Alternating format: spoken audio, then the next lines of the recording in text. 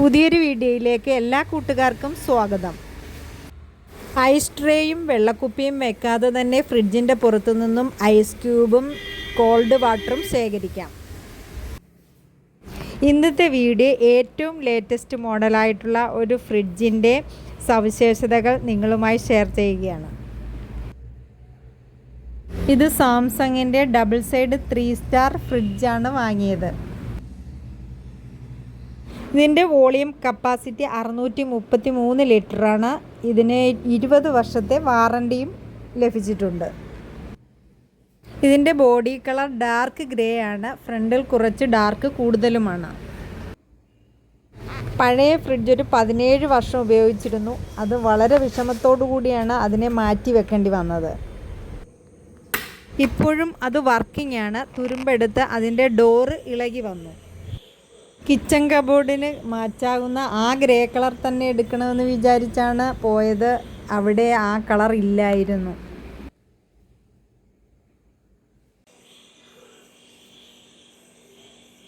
പുതിയ ഫ്രിഡ്ജിൻ്റെ ഉൾവശം ഇങ്ങനെയാണ്. ഒരു സൈഡ് ഫുള്ള് ഫ്രിഡ്ജും മറ്റേ സൈഡ് ഫുള്ള് ഫ്രീസറുമാണ്. ഈ കാണുന്നത് ഫ്രിഡ്ജിൻ്റെ സൈഡിലായിട്ട് ഒരു 4.5 ലിറ്റർ വെള്ളം സ്റ്റോറേജ് ചെയ്യുന്ന ഒരു സ്റ്റോറേജ് ബോക്സാണിത്.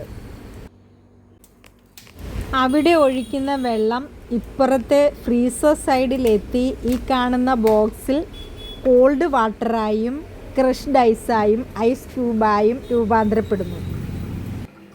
ആ ബോക്സ് ഓപ്പൺ ചെയ്ത് വെള്ളം ഒഴിച്ചു കൊടുക്കുകയാണ്. അടച്ചു. കണ്ടല്ലോ, സൗണ്ട് കേട്ടല്ലോ. നീ തള്ളി വെക്കണം. നേരെ അങ്ങോട്ട് പോയിട്ട് ഓക്കെ. ഇനി ഫ്രിഡ്ജ് തുറക്കാതെ തന്നെ ഫ്രിഡ്ജിൻ്റെ പുറം സൈഡിൽ നിന്ന് നമുക്ക് ഈ ഓരോ ബട്ടൺ ഞെക്കുമ്പോഴും നമുക്ക് ആവശ്യമായിട്ടുള്ളത് അതിൽ നിന്നും കളക്ട് ചെയ്യാം.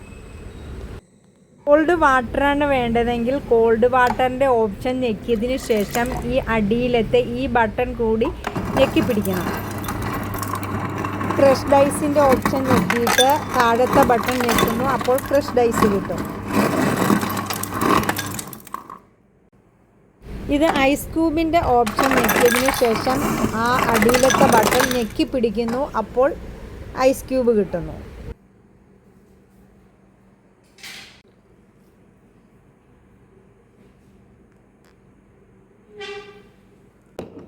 പുറത്തുനിന്നും ഇങ്ങനെ കോൾഡ് വാട്ടറും ഐസ് ക്യൂബും ക്രഷ്ഡ് ഐസും കളക്ട് ചെയ്യുന്ന ഫ്രിഡ്ജ് ഞാൻ ആദ്യമായി കാണുകയാണ്. അതുകൊണ്ടാണ് നിങ്ങളുമായി ഷെയർ ചെയ്യാമെന്ന് വിചാരിച്ചത്. കണ്ടിട്ടില്ലാത്തവർക്കായി മാത്രം ഷെയർ ചെയ്യുകയാണ്.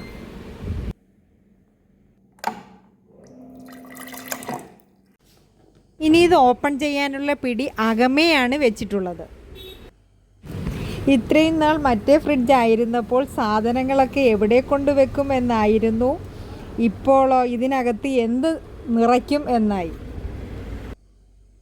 ഇലക്കറികളൊക്കെ ഞാൻ അപ്പപ്പോൾ പുരയിടത്തിൽ നിന്നും കളക്ട് ചെയ്യുകയാണ് ചെയ്യുന്നത്. ഫ്രിഡ്ജിൽ വെക്കാറില്ല. ഇത് ഫ്രിഡ്ജ് സൈഡാണ്. ഇനി ഫ്രിഡ്ജ് സൈഡിൽ വെക്കുന്ന ട്രേകളൊക്കെ വാങ്ങുകയും വേണം.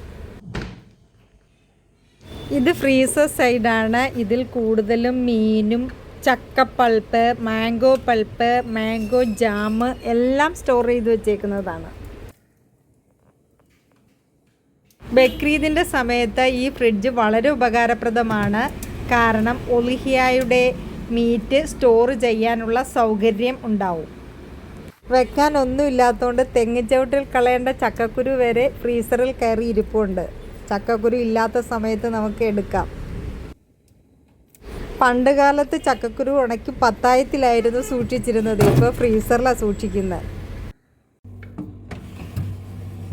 ഫ്രിഡ്ജ് സൈഡിലെ പോലെ തന്നെ ഫ്രീസർ സൈഡിലും താഴത്ത് 2 ബോക്സ് ഉണ്ട്.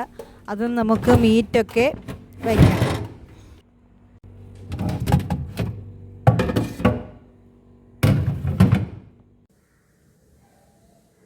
ഇത് ഫ്രിഡ്ജ് സൈഡിലെ താഴത്തെ 2 ബോക്സാണ്. ഇത് ഒന്നിൽ പച്ചമാങ്ങ, പപ്പടം അങ്ങനെയുള്ളതൊക്കെ ഇട്ടു. ഒന്നിൽ പച്ചക്കറിയും നിറയ്ക്കും.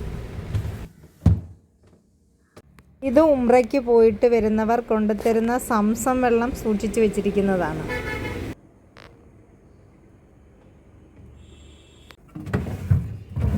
ഇപ്പുറത്തെ സൈഡിലെ 2 വലിയ ട്രേ കാലിയായി കിടക്കുകയാണ്.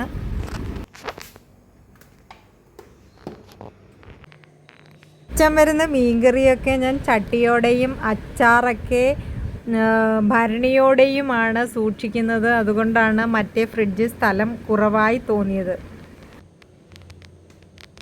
വൈഫൈ കണക്ഷൻ വഴി ഈ ഫ്രിഡ്ജിൻ്റെ ഡോറിൻ്റെ ഫങ്ഷൻ നമ്മുടെ മൊബൈലിലും ചെയ്യാൻ പറ്റും.